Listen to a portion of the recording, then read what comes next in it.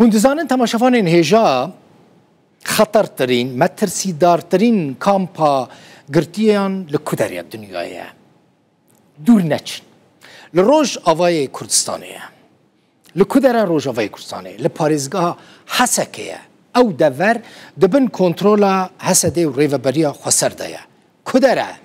کامپا هۆلە بڕاستی کو دەما یەکی بەحسا کامپا هۆل کرد بزانە بن مرۆڤێن هەری مەترسیدار هەری خەتەر لە وێ کامپێنە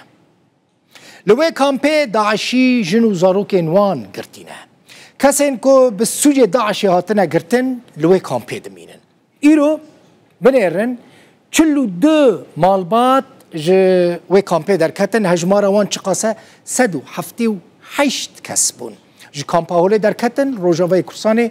hatine derxistin û ji bo Kuderê hatine şandin ji bo Helebê hatine şandin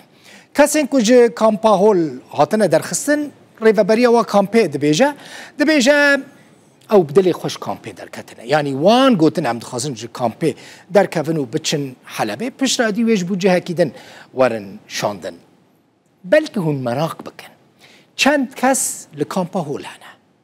ez werim hinek statîstîkan ji wara pêşkêş bikim bi tevahî vê ji wara bêjim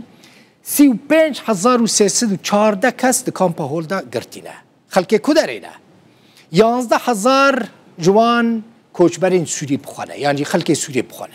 13,124 kes Iraqî ne li kampa hol girtîne 15,805 kesên dinin 6,385 biyanîne jin û zarokên Daişê